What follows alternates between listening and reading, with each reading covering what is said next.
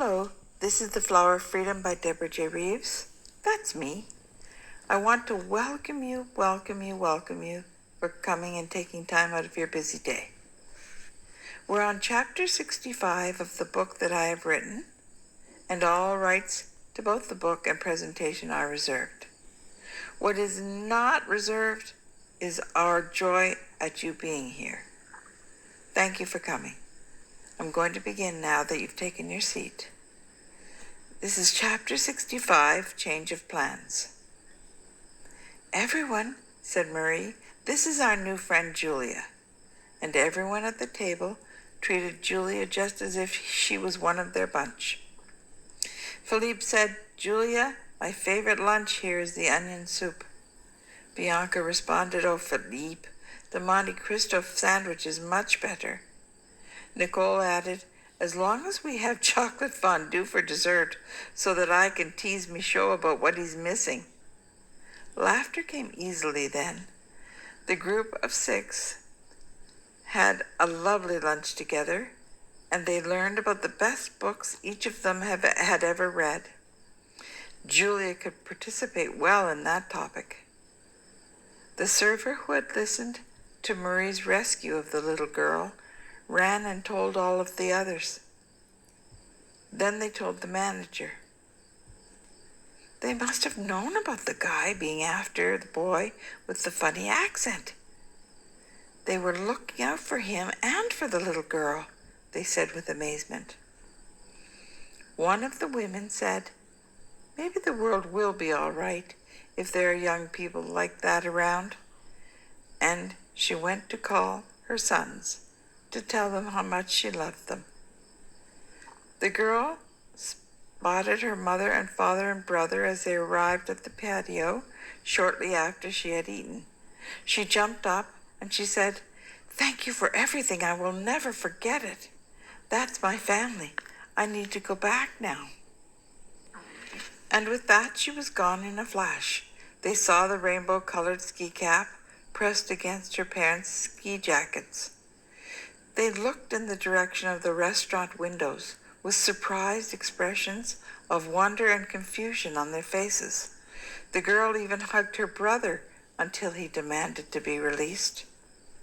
When it came time to go back to their rooms and pay their lunch bill, the manager had comped their lunch, and one of the servers kissed Maurice on the cheek as they left the dining room.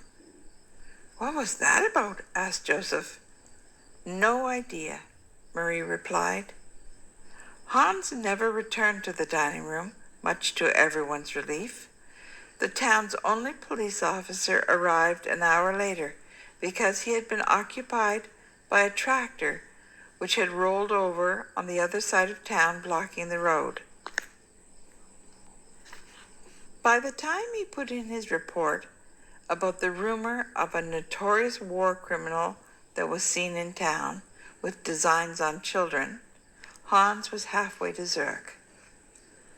Back in the room, Bertie was reading a book that Philippe told him was one of the best on the topic of computers. Bertie thought it was boring, but he had nothing else to do, so he persisted. Equally bored with pretending to be sick, Michaud laid on his side reading a book that Joseph had given him. He thought he might tear his own hair out with all the stuff about Schroeder's cat and physics. It was so boring that he tried to close his eyes and go to sleep. A knock came at the door while Michaud was pretending to be asleep. Room service was there with a platter of sandwiches, a plate of pastries, and 2 soft drinks. Michaud's stomach growled, and he still pretended to be asleep. Bertie thanked the man and signed for the lunch tab. Then Bertie sat down at the desk, and he proceeded to demolish 2 of the sandwiches and about half of the pastries, along with his soft drink. He was looking longingly at the rest of the pastries when the phone rang.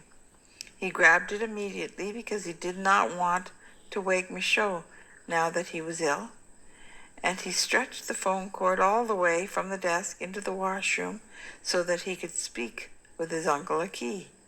"Hello, Bertie." Uncle Key, can you wait just a minute? My friend's asleep and he's not feeling well. I'm just going into the washroom to mitigate the noise. After a pause, Bertie said, Uncle Aki, I cannot thank you enough. This is brilliant. We're having so much fun together. At least we were until Michaud got sick. Everyone else is downstairs having lunch right now, so I'm the best you get for now. Aki chuckled. That young man always made his heart joyful. Bertie, it is to you that I wish to speak. I have a friend with a problem, and I think that you might be the person to solve it. Aki proceeded to tell Bertie that his first meeting of that morning had been with an old school friend from the Sorbonne, who was in Paris doing business. The man and his family live in Zurich, and his son's hockey team got to the finals of a big tournament in Zurich. Sadly, 2 of the best players have been injured and they cannot continue in the tournament. Without replacements, they must forfeit. Would you consider going to Zurich this afternoon for their game tomorrow? I didn't know that hockey was a thing in Switzerland. Bertie, most games are played worldwide. Canada is hardly the center of the universe. Hockey is a big deal in Zurich, as is curling. Really? Well, I would love the chance to play here, but I don't have my equipment, and my size 12 skates are not easy to find. Oh, Bertie, I was hoping that you would be open to the idea, so before I called Oscar to see if I had his permission to ask you. He has already put your equipment in the cargo hold of an Air Canada jet that arrives in Zurich at 6:30 today. My friend is so grateful that he will pay for the freight both ways, and he's offering accommodation at his house in Zurich for you and 4 of your friends. I have already called for the car to drive you to Zurich, and it will meet you at the parking lot of the train station in an hour if you're willing. I think you should bring Michaud, and I will get my friend to call his family doctor to meet you at the house when you arrive. What do you say, my boy? Will you help us out? That's the end of chapter 65. And you're helping us out just by being here. We're delighted you came. I remain your friend Deborah. I can hear you approaching. Leave your burdens outside the door. You've found The Flower of Freedom by Deborah J. Reeves.